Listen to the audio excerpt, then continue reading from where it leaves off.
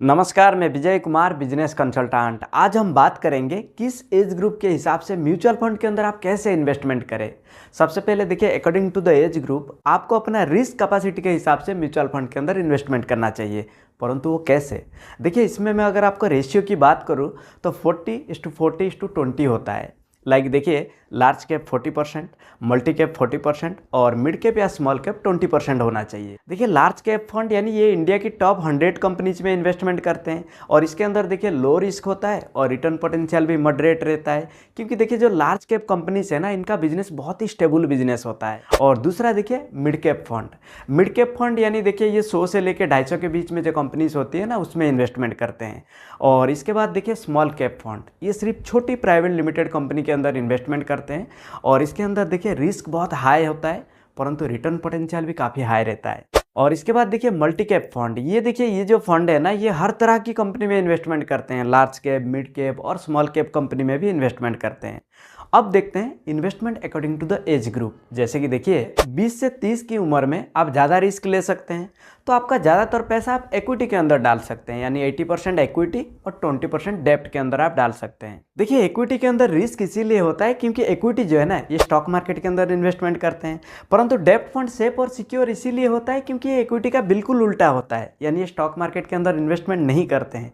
परंतु एक सत्य ये भी है, जब आप ज़्यादा रिस्क लेते हैं तो आपको ज़्यादा रिवार्ड भी मिलते हैं, यानी इक्विटी फंड के अंदर आपको ज़्यादा रिटर्न कमाने की उम्मीद होती है। तो चलिए अब हम और आगे बढ़ते हैं। देखिए 30 से 40 की उम्र आते ही इक्विटी को थोड़ा कम कर सकते हैं, यानी 70% इक्विटी और 30% डेब्ट के अंदर डाल सकते हैं। और 40 से 50 की उम्र में आते ही इक्विटी को और थोड़ा कम करेंगे, यानी इक्विटी 60% और डेब्ट 40%। और 50 से 55 की उम्र में आप रिटायरमेंट के नज़दीक आ रहे हैं, तो आप 50% इक्विटी में और 50% डेब्ट में डाल सकते हैं। 55 से 60 की उम्र में देखिए आप ऑलमोस्ट रिटायर हो चुके हैं और आपका स्टेबल इनकम रहना भी ज़्यादा ज़रूरी है, तो 60% डेब्ट और 40% इक्विटी में डाल सकते हैं। और 60 एबव यानी आप सीनियर सिटीजन बन जाते हैं और रिटायरमेंट भी हो जाती है आपकी, तो फिर देखिए 70% डेब्ट और 30% इक्विटी में डाल सकते हैं। तो ये होता है म्यूचुअल फंड के अंदर एज के हिसाब से इन्वेस्टमेंट करने की तरीका। और एक बहुत ही आसान तरीका होता है जब हम म्यूचुअल फंड के अंदर इक्विटी में इन्वेस्टमेंट करते हैं, यानी जब हमारा रिस्क लेने की क्षमता होता है, रिस्क लेने की कैपेसिटी होता है, तब देखिए वो तरीका क्या होता है, 100 minus age equal equity investment.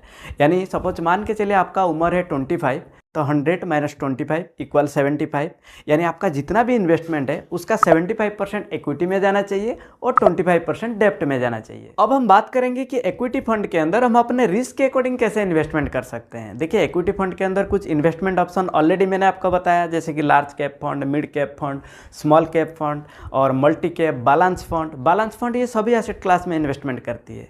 तो फिर चलिए देखते हैं investment according to equity fund. देखिए, अगर हम कम रिस्क लेने वाले इन्वेस्टर्स हैं तो फिर 40% balance fund, 40% large cap fund और 20% मल्टी कैप फंड। अब देखिए, अगर आप मीडियम रिस्क लेने वाले इन्वेस्टर्स हैं तो फिर 20% balance fund, 40% large cap fund और 40% मल्टी कैप फंड। अगर आप हाई रिस्क लेने वाले हैं तो फिर देखिए लार्ज कैप के अंदर 40%, मल्टी कैप के अंदर 40% और स्मॉल कैप के अंदर 20% इन्वेस्टमेंट कर सकते हैं। परंतु देखिए, अगर आप एक्सट्रीम रिस्क लेने की क्षमता रखते हैं तो फिर 20% large cap fund, 50% multi cap fund और 30% स्मॉल कैप फंड के अंदर इन्वेस्टमेंट कर सकते हैं। तो इसी तरीके से आप म्यूचुअल फंड के थ्रू इक्विटी फंड में इन्वेस्टमेंट कर सकते हैं। और देखिए, जब इन्वेस्टमेंट की बात आती है ना, तो हम चाहते हैं कि हमारा जो पैसा है लो रिस्क के साथ हाई रिटर्न रेट पे बढ़े, परंतु इसके लिए तो कोई शॉर्टकट नहीं है ना कि आज आपने पैसा इन्वेस्टमेंट कर दिया और 1 साल के बाद आपका एक बहुत बड़ा कर्पस बन जाएगा। ऐसा नहीं होता है, बल्कि आपको स्मार्ट तरीके अपनाना पड़ता है। यानी जितना जल्दी आप शुरुआत करेंगे और जितने लंबे समय के लिए आप इन्वेस्टमेंट के साथ बने रहेंगे, उतना बड़ा आपका कर्पस बनेगा, क्योंकि इसमें ना आपको कंपाउंड इंटरेस्ट का बेनिफिट मिलते हैं। तो मुझे उम्मीद है कि आपको ये वीडियो पसंद आया होगा। अगर आपको पसंद आया तो लाइक करिए, शेयर करिए और इस चैनल को आप सब्सक्राइब कर दीजिए। तब तक के लिए मैं विजय कुमार आप सभी लोगों को हृदय की गहराइयों से बहुत बहुत धन्यवाद।